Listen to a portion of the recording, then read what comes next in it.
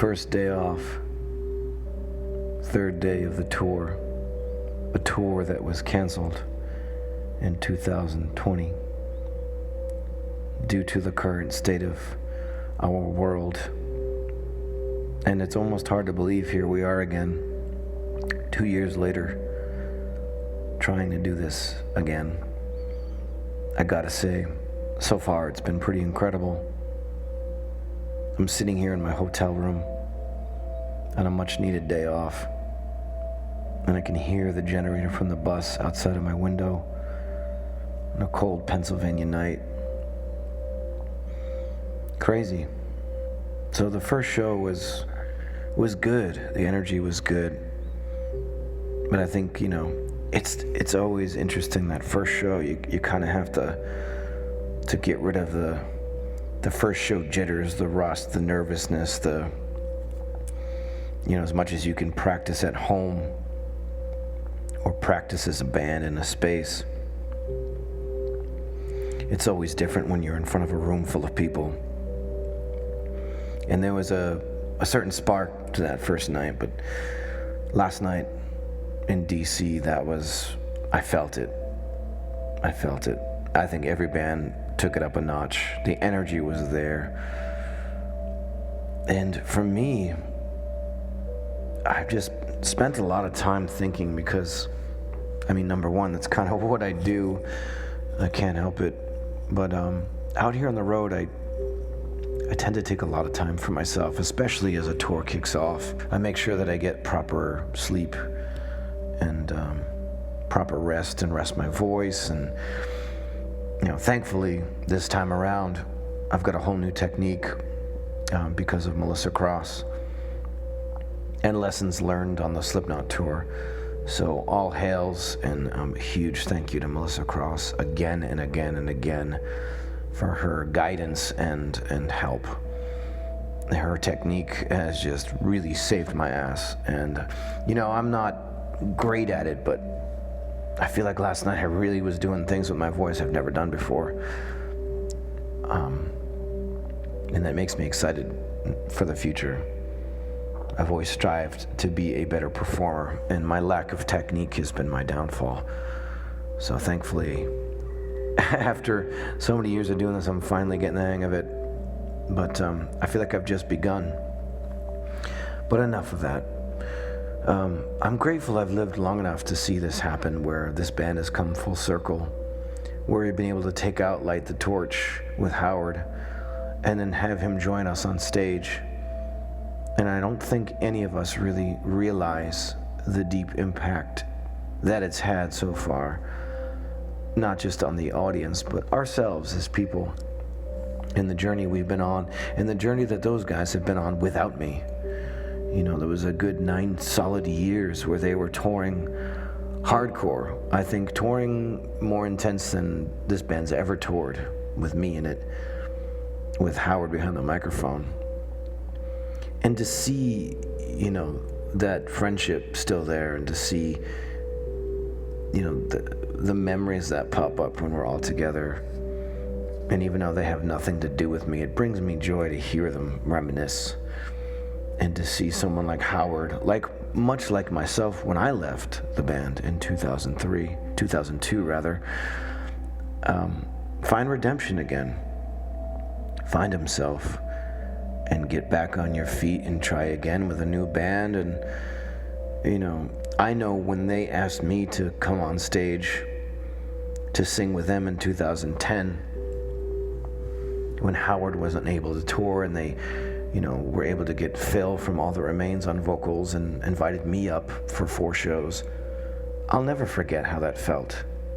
I've been in Howard's shoes before. I know what that's like. And to me, the least I could do was show solidarity and respect. The man has got an incredible voice. It can't be denied. And the fact that I really respect, he's owned his shit, and he's really crawled back from his dark place. And there's so much more to be said for that, because some of it's kept private. But that doesn't matter. It's never been about that. It's never been about airing of grievances or dirty laundry online. And I love and respect the Killswitch guys for that so much. They're really good people. So to be able to stand on stage, and number one, to get off stage for a song and watch that dynamic and be sort of a fly on the wall for that one song. I initially was wondering how it would work for me because I've got my insecurities, of course, the constant comparisons. But at the end of the day, there's gratitude.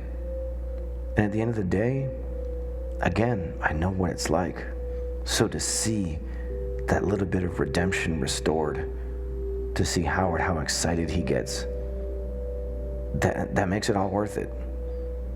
And I'm surprised, and maybe not surprised, I'm maybe just disappointed that more bands haven't done this type of thing. Everybody deserves a second chance. And you can't fault people for their flaws and what they go through as long as they own them, and as long as they move past them. And here we are, on the road again, all of us. And it's great to watch. And in between all of that dynamic is a band like August Burns Red with a real hope and positivity in their message and what they do. And as far as I'm concerned, the metal core genre, whatever you want to call it, those guys are up in the top tier. So this tour has just been, from the jump, has been great. So if you've joined us so far, or if you plan on joining us, thank you for that. And I'll do my best to keep these tour diary things going, to reflect. I just feel like if I were a fan of a band or somebody just going through the strange dark times we live through, I'd want a glimmer of hope or an insight into how this is done, or I don't know what the future holds. I really don't. So the fact that this tour has made it this far, we are now officially past the point where we were sent home in 2020. So today marks a very memorable day for me. I remember standing outside the bus. The sun was still out. It was still broad daylight. We were in Pittsburgh, Pennsylvania, which is where we were. We started this tour. We started this tour in the city that we got sent home in. So to me, that speaks volumes. And I really hope that this continues on for the next 6 weeks and we don't see anyone get sick or have to be sent home or cancel anything. That is my hope and my prayer over anything. So we made it past that number 3 day. At the end of today marks the furthest this Atonement tour has gone with August Burns Red and Light the Torch. So as I sit here in my hotel room, feeling nostalgic for touring the way that it used to be, but also being very grateful that I'm still here, still doing this for as long as I can. Who knows? And that's another thing too. I don't know how long I have. With the way the world is right now, who knows? Who knows what happens? I'm a very strong, independent thinker, and I don't trust anything or anybody for the most part, except for those that I call my loved ones. I don't know, one day that might get me into trouble, and maybe one day I won't be able to keep up with this tour life. But in the meantime, I'm grateful I've managed to get by and continue to do this for as long as I can, because I will do this as long as I can. I guess it's enough out of me. Over and out. Day 3 of the Atonement tour.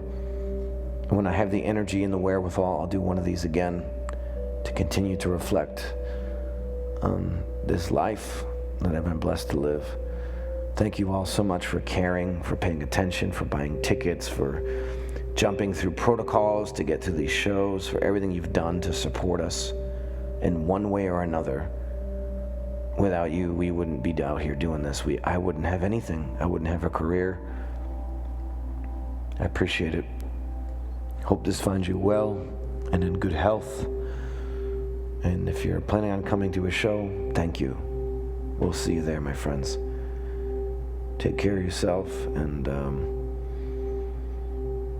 yeah, let the good times roll.